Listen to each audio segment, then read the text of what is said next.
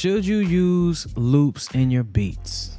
It's your guy Brahma, and we're about to break this down. Happy birthday to hip hop. I figured this would be a great segment to speak about today. Today's hip hop's 52nd birthday. So in celebration of that, let's go ahead and get in to the nitty gritty and talk about if you as a music producer and beat maker should be using samples and loops in your beats. Before we get into it though, make sure you like, comment, and subscribe if you're feeling the vibe, especially to help us build this tribe, okay? Now let's get to it.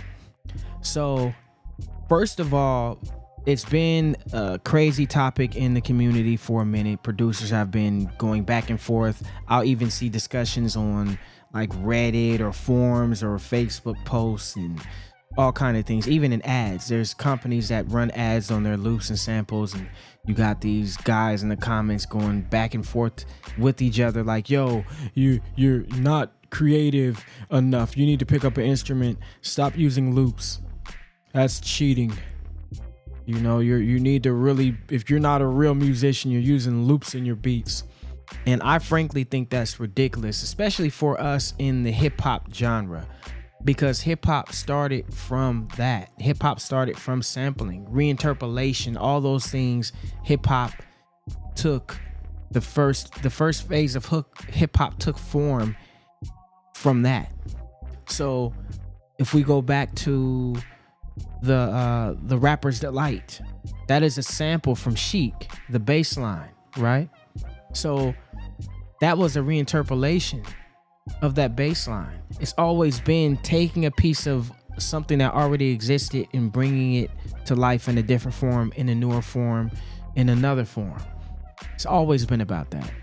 Loops are the modern day version of samples because after a while, samples, producers and artists were getting their pants sued off of them because they didn't get copyright clearances and whatnot. So I understand that too. You take a piece of someone's art, you know, they should be compensated for it or given credit for it.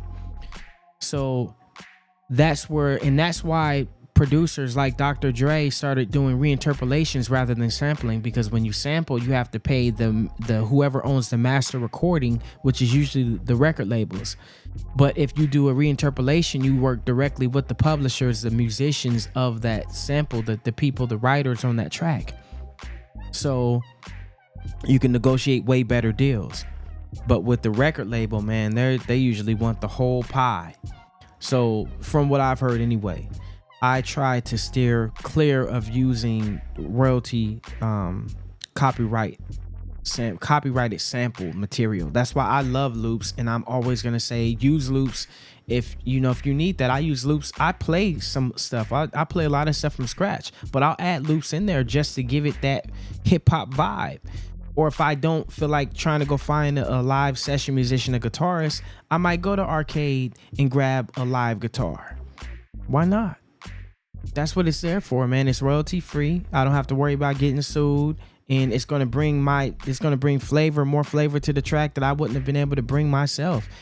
That's the problem with certain musicians too, or producers who are against loops, is that they think that they could just do everything.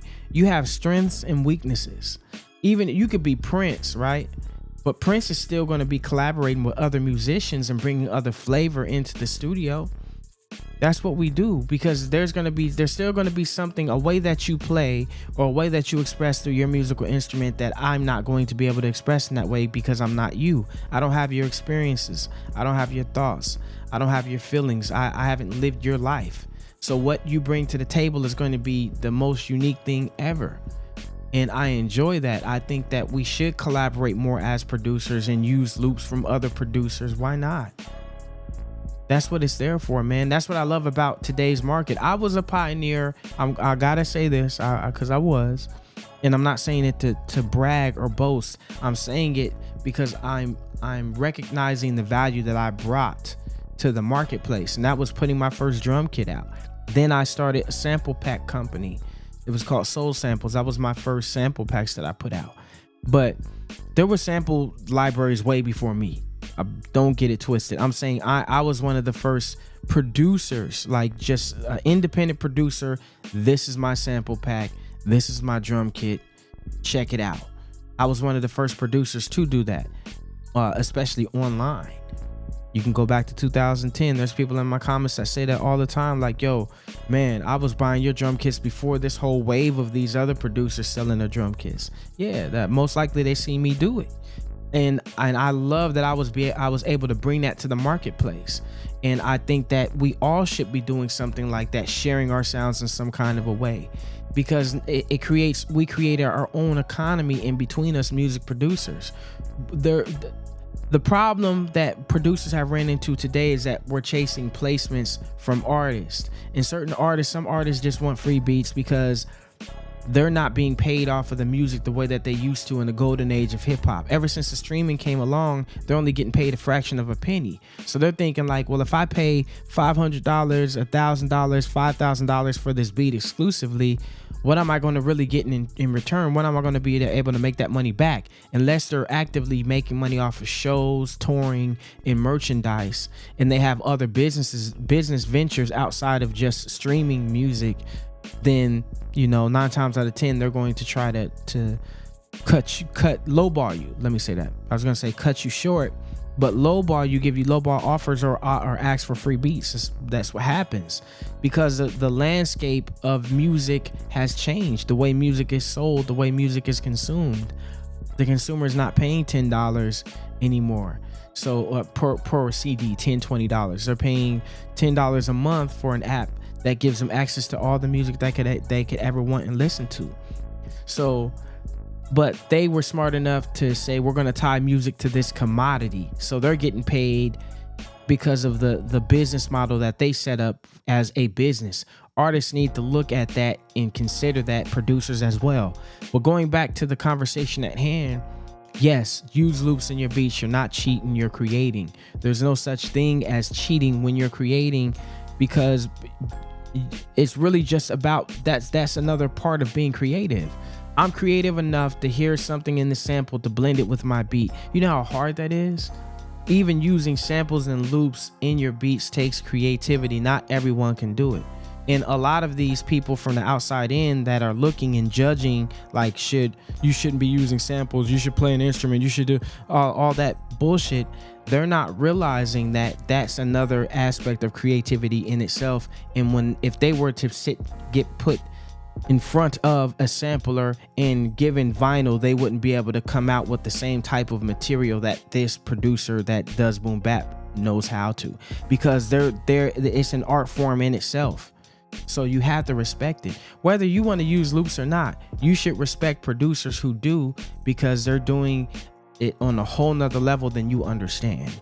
So to answer the question once and for all, yes, use loops, use samples in your beats. Just make sure you go about it the right way. Make sure they're royalty free, or if you are sampling from a record and it's noticeable, even if it's not noticeable, you may want to consider going to get a clearance for it, just to avoid anything coming back to you later on, because we're in an era where things are being able to get detected in ways that we didn't even know before, especially with AI technology advancing as fast as it is. But anyway, happy birthday, hip hop.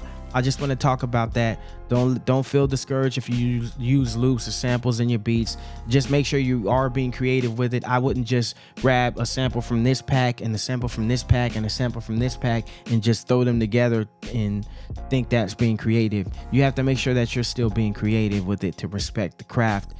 And that's what it is. Happy birthday, hip hop. Make sure you check out this video right here too, where I talk about AI versus music producers.